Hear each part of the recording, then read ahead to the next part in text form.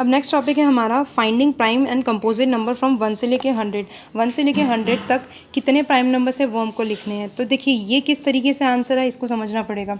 देखिए जैसा कि आपको प्राइम नंबर्स और कंपोजिट नंबर बताए थे, देखिए प्राइम नंबर्स वो होते हैं जिनके एग्जैक्टली कितने होते हैं, ऐसे नंबर जिनके सिर्फ 2 ही फैक्टर होते हैं, 2 से ज़्यादा नहीं होते हैं। देखो 1 को मैंने स्क्वायर बॉक्स में लिखा है, दैट इसका मतलब ये है कि 1 जो होता है वो ना ही प्राइम होता है ना ही कंपोजिट होता है।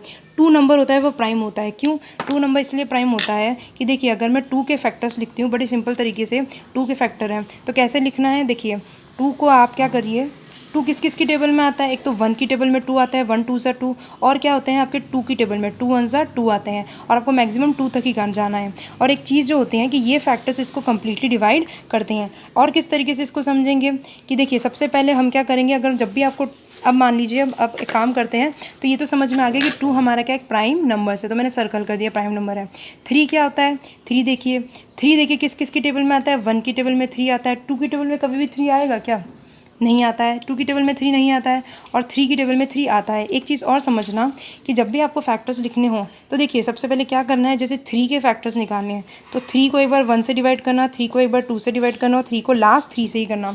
तो देखिए लास्ट कहाँ तक जाना है, जैसे 3 के फैक्टर्स निकालने हो तो लास्ट कितने 3 को, इस 3 को किस किस से डिवाइड करोगे, 1 से 2 से और 3 से। देखो 1 3 ज़ा 3 होता है तो ये आपको रिमाइंडर 0 छोड़ेगा।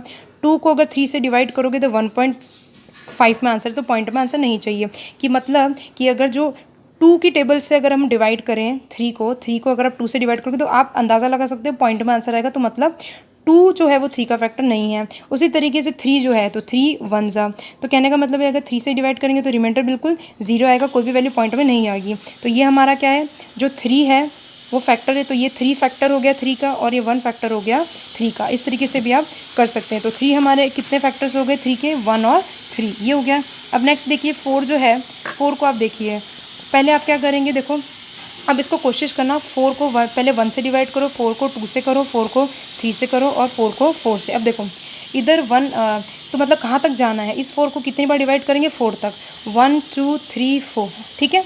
अब देखिए 1 4 ज़ा 4 होता है, बिल्कुल रिमाइंडर 0 छोड़ देगा, तो 1 इसका फैक्टर है। फिर देखो 4 को 2 से डिवाइड करेंगे, पहले 1 से किया तो भाई कम्प्लीटली डिवाइड कर रहा है तो 1 इसका फैक्टर हो गया।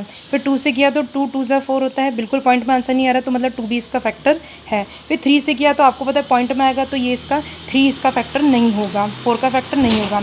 अब 4 से डिवाइड करेंगे, लास्ट कहाँ तक जाना है, इस 4 को किस कहाँ तक डिवाइड करेंगे, एक बार 1 से, एक बार 2 से, एक बार 3 से, एक बार 4 से। देखो 4 से करोगे तो 4 1 ज़ा होता है, तो ये क्या हो गया, तो 4 भी इसका फैक्टर है। और लास्ट मैंने आपको लिमिट बताई थी वो कितनी होनी चाहिए, वो 4 ही होनी चाहिए। तो क्लियर है। और देखो अब यहाँ पे ये क्यों 4 हमारा क्या कंपोजिट नंबर है, जहाँ पे भी जो नंबर जिनके फैक्टर 2 से ज़्यादा होंगे तो वो कंपोजिट होते हैं। तो यहाँ इसके फैक्टर्स कितने हैं, 4 के कितने फैक्टर्स हैं, 1 2 और 3, 2 से ज़्यादा फैक्टर हैं, तो ये क्या हो जाएगा कंपोजिट नंबर। तो 4 हमारा प्राइम नंबर नहीं है।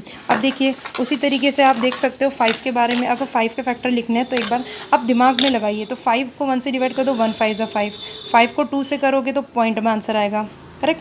5 को 3 से करोगे तो पॉइंट में आंसर आएगा। फिर 5 को एक बार 4 से करोगे तो पॉइंट में आंसर आएगा। 5 को 5 से करोगे तो 1 आएगा। मतलब सिर्फ 1 और 5 ही हैं जो मेरे इस 5 को कम्प्लीटली डिवाइड कर पा रहे हैं। देखो तो 1 क्या हो गया, इसका फैक्टर हो जाएगा, 2 इसका फैक्टर होगा क्या, क्यों नहीं, क्योंकि इस 5 को जब आपने क्या करना है, एक बार 5 को 1 से डिवाइड, फिर 2 से, फिर 3 से, फिर 4 से, 5, मैक्सिमम जितना ये है ना उतना ही डिवाइड करते जाना है। यानी कि एक बार 1 2 3 4 5, तो देखिए 5 बार 2 से करोगे तो अंदाजे से लगा सकते हैं कि पॉइंट में आएगा। तो 2 इसका फैक्टर नहीं है, 5 का फैक्टर नहीं है, 3 भी नहीं है और 4 भी नहीं है, तो बचा कौन, 1 और 5, ठीक है। तो 1 और 5 मेरे कितने हैं, एग्जैक्टली 5 के कितने फैक्टर्स हैं, लास्ट इसको कहाँ तक डिवाइड करना था, 5 तक ही करना था। तो हमारे सिर्फ 2 ही नंबर जो हैं 5 और 1 इसको कम्प्लीटली डिवाइड कर रहे हैं। तो 1 और 5 मेरे फैक्टर्स हो गए 5 के, यही 2 हैं, तो 2 ही फैक्टर्स होते हैं, तो उनको हम क्या बोलते हैं, प्राइम नंबर्स। तो हमारा 5 हो गया एक प्राइम नंबर। तो इसी तरीके से हम करते चले जाएंगे 1 से लेकर 100 तक। एक और एग्जांपल ले लेते हैं, दैट इज़ 44। अगर देखिए 44 को लो तो सिंपल करना है। देखो 44 सिर्फ हमको कितने फैक्टर, अगर इसके 3 भी फैक्टर हमने निकाल लिए तो भी हमारा काम बन जाएगा। तो 44 को एक बार 1 से करोगे तो 1 44 ज़ा, तो ये इसका फैक्टर है, तो 1 हमारा इसका फैक्टर हो गया। फिर 44 को 2 से करो तो 22 आएगा, तो मतलब 2 इसका फैक्टर है क्योंकि कम्प्लीटली डिवाइड करा है। 44 को अगर आप 3 से करोगे तो समथिंग कुछ पॉइंट में वैल्यू आएगी, आप डिवाइड करके देख लेना, समथिंग 12.6 समथिंग कुछ वैल्यू आएगी, तो पॉइंट में तो हमको चाहिए नहीं, तो 3 इसका फैक्टर नहीं है। फिर 44 4 से करोगे तो 4 11 सा, तो मतलब 4 इसका फैक्टर है। ठीक है, तो देखिए 2 से ज़्यादा हो गए, अब आगे डिवाइड करने की ज़रूरत नहीं है। ऐसे लगभग आपको कितना ले जाना है, 44 तक डिवाइड करके ले जाना है, बट इतना ज़रूरत नहीं है। क्यों? सिर्फ आपसे इतना पूछा है कि भाई ये 44 जो है वो प्राइम फैक्टर है कि नहीं। प्राइम फैक्टर नहीं है उसका। जैसे ही आपने 44/4 से डिवाइड किया तो आपको 3 फैक्टर्स मिल गए, 3 फैक्टर्स मिल गए, तो ये देख के हमको अंदाज़ा लग गया कि 44 जो है जिसका फैक्टर्स 2 से ज़्यादा होंगे, और भी बहुत सारे होंगे, लेकिन अभी प्राइम फैक्टर पूछा गया है तो 2 से ज़्यादा फैक्टर, दैट मीन्स ये एक प्राइम नंबर है। क्लियर है?